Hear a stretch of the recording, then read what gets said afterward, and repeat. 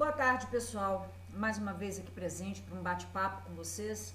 Hoje nós iremos falar sobre as principais complicações do pós-operatório e que normalmente acontece dentro do pós-operatório imediato, tá? Na fase pós-operatória imediata. E a gente não pode esquecer que para nós termos uma boa recuperação do paciente, nós temos que dar atenção a algumas situações. As principais dela, né, nós começamos pelos sinais vitais. Nós temos que observar se o paciente tem hipertermia. Se ele estiver fazendo uma hipertermia, tomar o cuidado de retirar os cobertores, resfriar o ambiente, aplicar compressas frias nas regiões da fronte, axilar e inguinal e medicar o paciente desde que ele esteja prescrito, obviamente, né? Hipotermia, diferentemente da hipertermia, se na hipertermia eu retiro os cobertores, na hipotermia eu tenho que agasalhar esse paciente. Agasalhar esse paciente e monitorizar a temperatura dele. Se a temperatura desse paciente não aumentar de forma nenhuma, levar muito tempo para aumentar ou para voltar ao normal, uma temperatura basal de 37, 37,3, né?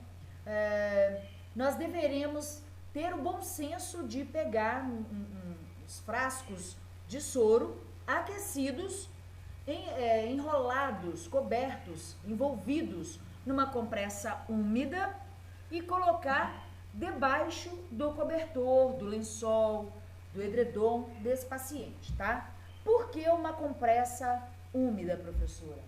Porque se eu colocar esse soro quente, em média, uma temperatura média de 37 a 37 graus e meio, eu corro o risco de fazer uma dermatite na pele desse paciente. Por quê? Porque a compressa seca, ela não faz uma barreira de divisão de calor, de perda de calor, muito eficaz como a compressa úmida. A compressa úmida vai me ajudar a regular esta perda de calor do soro aquecido para o corpo resfriado desse paciente, para o corpo frio desse paciente, tá? Essa perda de calor vai ser mais fidedigna, vai ser mais controlada, vai ser mais eficaz, tá certo? E tomar cuidado para não hiperaquecer o soro. Tem que estar numa média de 37 a 37,5 de temperatura, tá bom? E aí a gente coloca nas mesmas regiões, no caso axila e região inguinal, por baixo do cobertor, ok? Temos que ficar bem atentos com a questão de pressão arterial e hipotensão arterial. Nós vamos oferecer hidratação rigorosa, né? De preferência endovenosa, e manter esse paciente na posição de Trendelenburg para melhorar o retorno venoso e, se possível, administrar oxigênio. Pessoal, se o paciente tem dificuldade respiratória, necessariamente você, dentro da sala de recuperação pós-anestésica e dentro da internação, você não precisa de permissão do médico para oferecer oxigenoterapia para esse paciente, não, tá? Uma cânula de O2 nasal, tipo óculos, você mesmo pode fazer isso, desde que você perceba que esse paciente está com dificuldade respiratória e não está saturando legal, ok? E no caso da hipertensão, professora? No caso da hipertensão, observar se esse paciente tem antihipertensivo prescrito e administrar esse antihipertensivo prescrito, lembrando-se, né, lá da tabelinha de Aldrich e Krulik, que você tem que manter para esse paciente ter uma boa recuperação pós-operatória e pós-anestésica, ele tem que estar com a pressão arterial pelo menos a 20% do resultado de pré-anestésico, né? Não podemos esquecer disso. Então, manter essa pressão arterial nivelada, num nivelamento apto para que esse paciente se recupere legalzinho, tá? Que ele esteja apto à sua recuperação. Bom, vamos começar com as alterações, então, as alterações propriamente ditas. Tomando uma aguinha, né? Então, vamos falar da recuperação, da alteração neurológica. Bom, o sistema neurológico é muito complexo, né? E quando o paciente passa pela anestesia, pelo estágio anestésico, ele tem o seu estado neurológico todo alterado.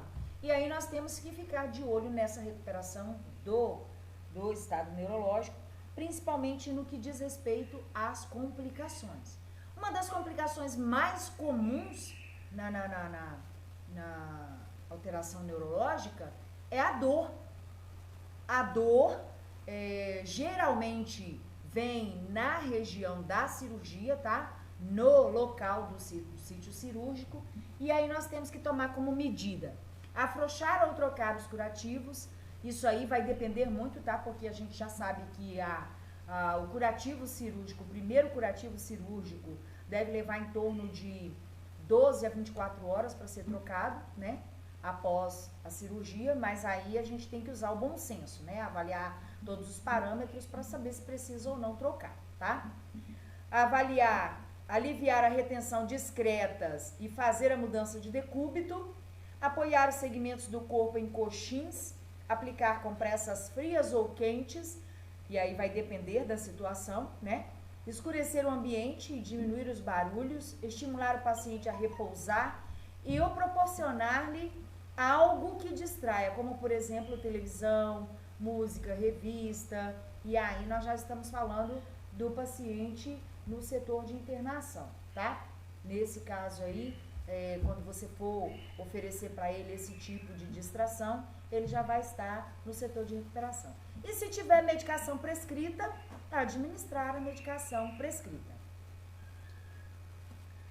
Bom, ontem nós falamos sobre esse assunto aqui, ó, cefaleia pós-RAC anestesia, lá no início da recuperação do paciente, que Hugo me perguntou na live sobre a posição da paciente que faz RAC anestesia, e aí eu expliquei para eles o porquê da cefaleia, né? O porquê do posicionamento em supina ou decúbito dorsal, né? Desse paciente sem poder suspender a cabeça, elevar a cabeça, sem poder virar, fazer mudança brusca de decúbito. E aí agora a gente já tem aí o porquê para ninguém se esquecer, quem não estava na live ontem. Decúbito baixo em posição supina ou dorsal, tá? É a mesma. Hidratação adequada por via oral e ou endovenosa. Administração de anestésico prescritos. Pessoal, essa questão da cefaleia pós-RAC, eu expliquei ontem na live e vou explicar de novo. Quando o paciente ou a paciente passa pela anestesia, RAC, anestesia, ele tem o anestésico aplicado, administrado entre a L5, L4, L5, L5 mais ou menos, tá? Direto ela transpassa a dura mater, tá? A camada dura mater e atinge o canal por onde passa o líquor, e há uma compressão desse canal, né, da medula espinhal, por onde passa o líquor céfalo-raquidiano. E aí, quando faz essa compressão, tem um edema, cria um edema, né, uma pápula, e esse edema comprime os nervos que passam pela coluna vertebral. Quando ele comprime esses nervos, ele corta o fluxo, ele impede o fluxo contínuo do líquor, fazendo assim como se fosse um cessamento desse fluxo. Vou dar o exemplo de uma mangueira de jardim.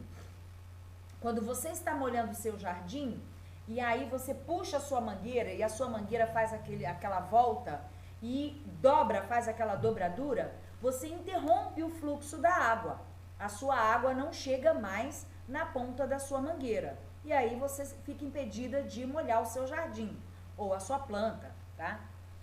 Na medula é a mesma coisa.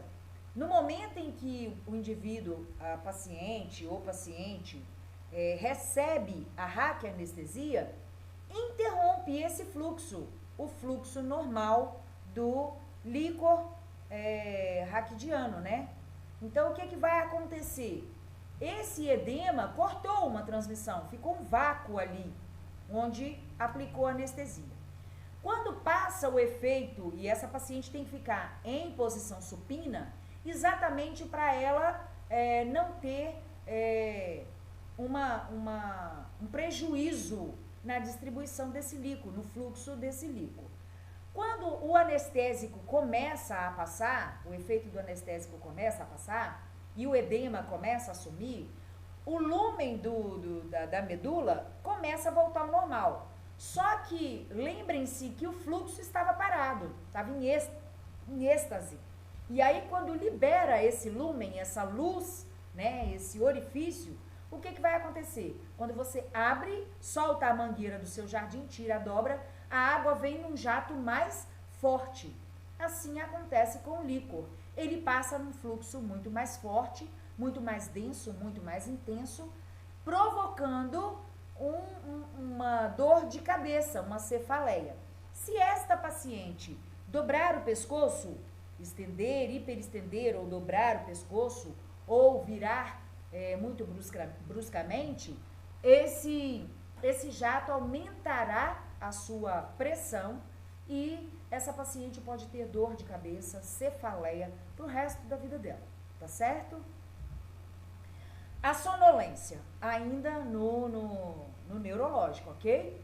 É uma característica muito frequente no paciente cirúrgico, né? Quais são as ações da enfermagem?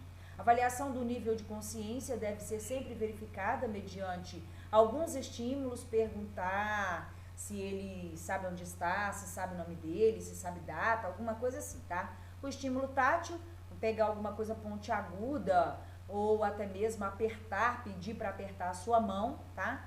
Essas alterações podem indicar complicações graves, como por exemplo, hemorragia interna.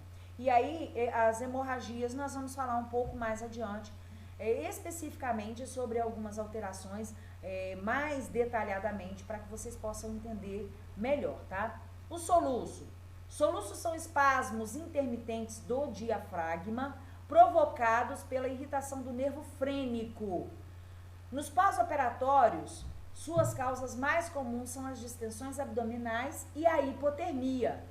Bom, nós já vimos lá que nós não podemos deixar o paciente hipotérmico. E a questão da distensão abdominal, principalmente quando o paciente faz cirurgias que precisam insuflar, cirurgias por vídeo, que precisam insuflar o abdômen, pode acontecer do paciente ficar com soluço. E quais são as ações da enfermagem? Aspiração ou lavagem gástrica, tá? No caso da distensão abdominal. Deambulação, caso ele não tenha contraindicação, tá? Aquecimento do paciente hipotérmico e mudança de decúbito. Outras ações podem ser tomadas, e aí são, assim, são situações um pouco menos utilizadas, porque nem toda pessoa sabe disso. Você pode pedir o paciente para aspirar dentro de um saco de papel, e não é mito e nem tampouco simpatia, porque o dióxido de carbono diminui a irritação nervosa. Aí, quando você coloca o paciente para aspirar,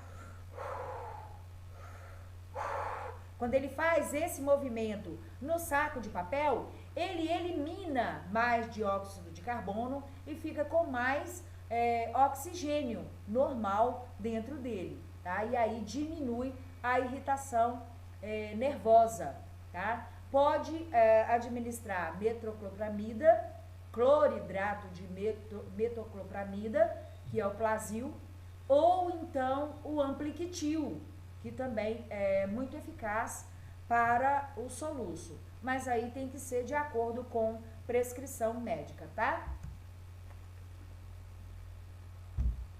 Alterações respiratórias. Bom, nas alterações respiratórias, nós teremos algumas situações específicas do sistema respiratório, do pulmão, alvéolos, alveolites, essas coisas todas, tá? Limitação na expansão pulmonar por acúmulo de secreção traqueobrônquica e dificuldade do paciente em eliminá-la. Geralmente acontece com o paciente que é intubado e depois da extubação ele fica com uma formação maior de muco, tá? de secreção. E nós temos aí a atalectasia, uma das complicações no sistema respiratório é a atalectasia. Vamos lá, a atalectasia nada mais é do colabamento dos alvéolos pulmonares pela obstrução dos brônquios por tampão mucoso. Ah, professora, então, se esse paciente tiver com os alvéolos lotados de secreção, lotados de muco, ele pode ter uma atalectasia? Sim, ele pode ter uma atalectasia. Principalmente se ele não estiver com a frequência respiratória adequada, tá? Se ele não tiver uma boa expansão pulmonar, né? Com um ciclo completo de inspiração e expiração. Insuflar, que é encher o pulmão, primeira parte do ciclo. E esvaziar, segunda, que é esvaziar, soprar para fora, segunda parte do ciclo respiratório. Inspirar e expirar, tá? A gente chama vulgarmente de cheirar a florzinha e assoprar a velhinha. É assim que a gente fala com o paciente quando a gente está pedindo a ele para fazer, estimulando ele a fazer exercício respiratório, tá? Cheira a florzinha e assopra a velhinha, ok? E quais são as manifestações? Aumento na frequência respiratória, dispneia, e essa dispneia, se eu tenho o aumento da frequência respiratória, vai ser uma taquipneia, a dispneia, tá? Hipoventilação pulmonar, cianose, agitação e alteração do nível de consciência. Pensa aí, vamos lá, vamos botar a cabeça para funcionar, né? O que eu mais gosto de fazer com vocês é botar vocês para pensarem, para botar essa cachola aí para funcionar. Se esse paciente entrou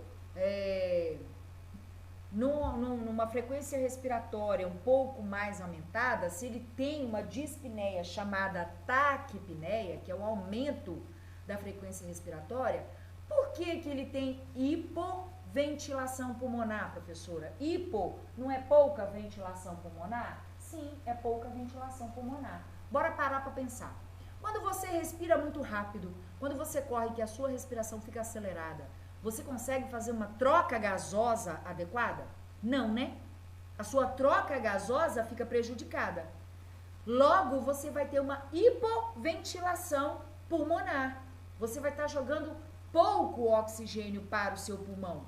E aí você vai ter uma cianose. Você vai ficar com os lábios meio arroxeados, as pálpebras, os dedos, as extremidades ungueais, né? As extremidades das unhas, que a gente fala, os leitos ungueais, vão começar a ficar arroxeados, que a gente chama de cianose. Agitação, esse paciente não consegue ficar sossegado porque ele quer fazer de tudo para conseguir respirar, por isso ele fica agitado. Alteração no nível de consciência, porque faltou o oxigênio para o cérebro do paciente. Então, ele vai ter uma consciência modificada, tá? O seu nível de consciência vai estar alterado. Alguns pacientes até começam a delirar se estiverem dormindo ou começam a não falar coisa com coisa. Começam a falar palavras desconexas, fala sem entendimento. Tá certo? E quais são as ações de enfermagem? Manutenção da ventilação, que pode ser o ambu ou simplesmente a máscara de O2 ou o catéter de O2, tá? Verificar a permeabilidade das vias aéreas, se necessitar aspirar a traqueia desse paciente, tá? Principalmente o paciente extubado, tá certo? O posicionamento adequado, né, desse paciente, se ele tiver com o pescoço muito baixo, com o mento, gente, é o queixo, tá? Com o mento encostado no tórax, esse posicionamento do pescoço não está adequado para esse indivíduo, tá certo? Estimular a tosse, estimular exercício respiratório do tipo que eu acabei de falar, cheirar a florzinha e assoprar a velhinha, tá? Realizar nebulização, não é neambulização, é um erro de digitação aí. Nebulização, professora, qual tipo de nebulização que eu posso oferecer para esse paciente sem a prescrição médica? Até que o médico possa prescrever, você pode colocar uma nebulização de sorinho puro nele, não tem problema, tá? O sorinho, que é cloreto de sódio, ele vai ajudar a diluir a secreção, tá certo? E a mudança de decúbito. Pessoal, deambular um paciente desse, nem pensar. Não pode estimular deambulação nesse paciente, tá certo? De modo algum. Esse paciente, ele está em recuperação do pós-operatório imediato. Nem todo paciente de recuperação pós-operatório imediato pode deambular, tá bom?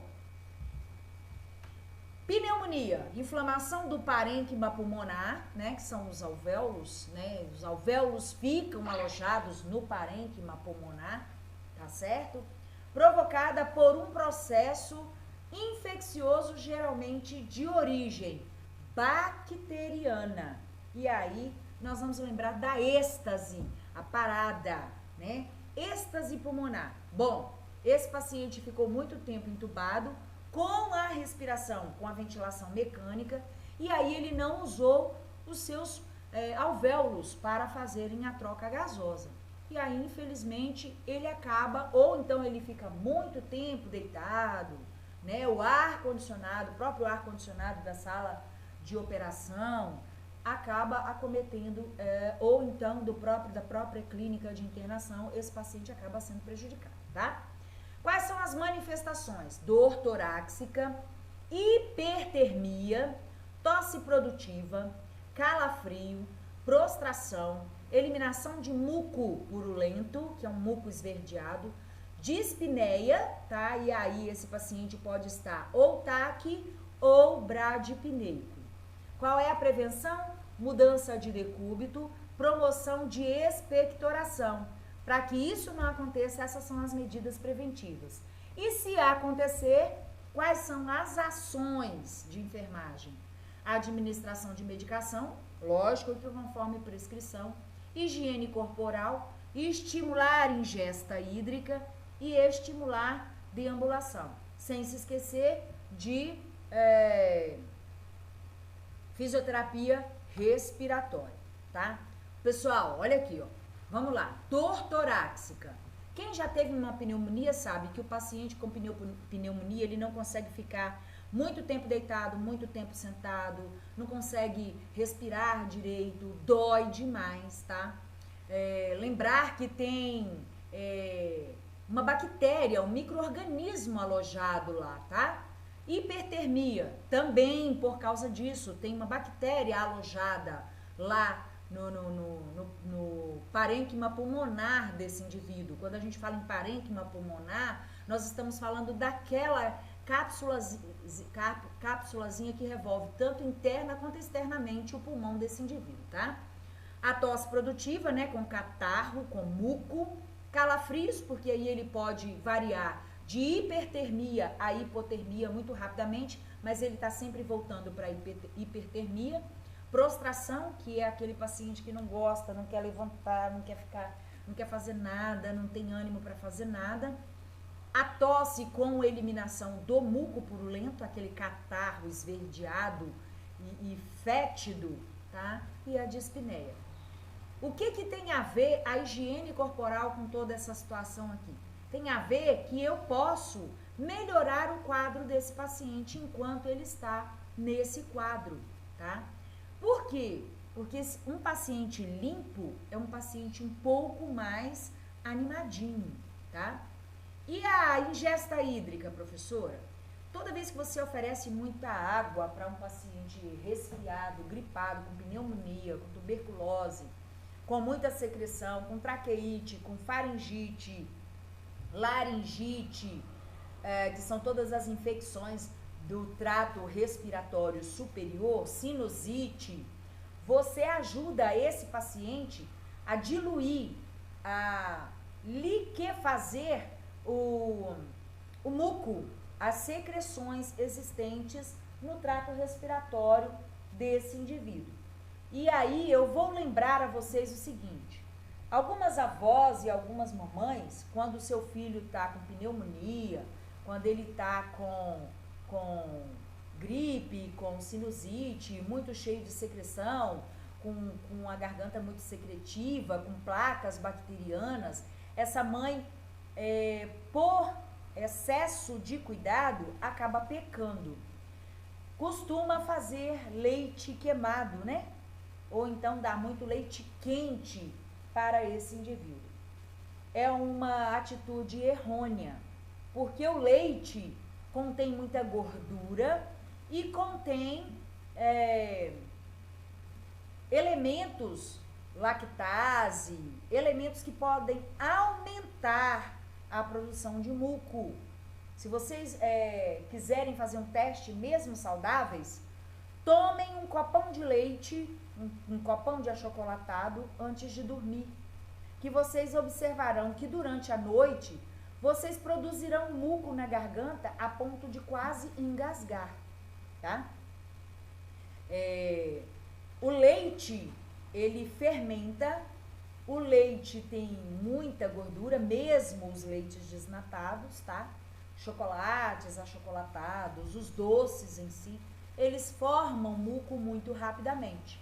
Se eu quero diminuir o muco desse paciente, qual é a ingesta hídrica que eu tenho que estimular nesse paciente? Água, de preferência água, sucos não muito doces, chás quentes e sem açúcares, tá? Por quê? Porque eu acabei de falar que os leites e os açúcares aumentam a produção de muco, aumentam a produção de secreção, tá? Então, vamos atentar bastante para esta situação, ok? Sempre hidratar bastante o paciente com água.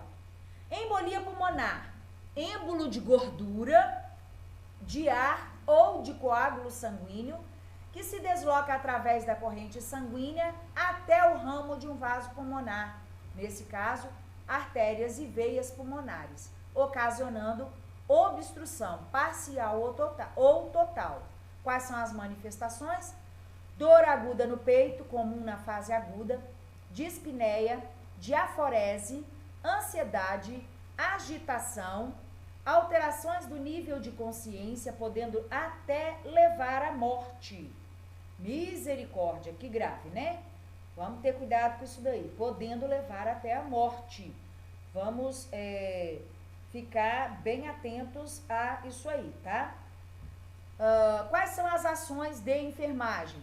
Prevenção do quadro de tromboembolismo, né? Fazer exame físico, realizar exercícios ativos ou passivos, simples contrações musculares podem ajudar no retorno venoso.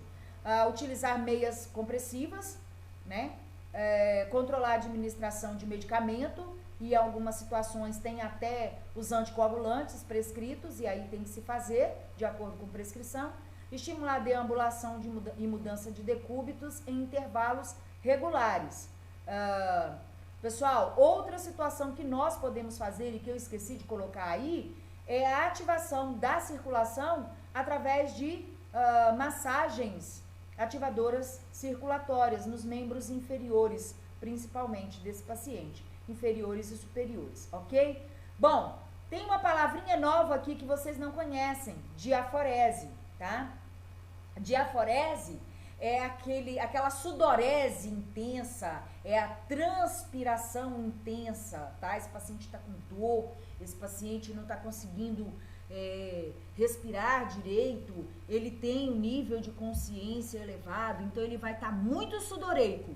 Isso é diaforese.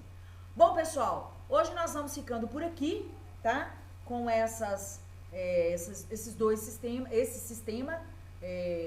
sistemas, neurológico e respiratório, e estaremos de volta na próxima semana. Façam bom uso da aula, fiquem com Deus, fiquem na paz do Senhor, um beijo no coração e até o nosso próximo encontro. Tchau!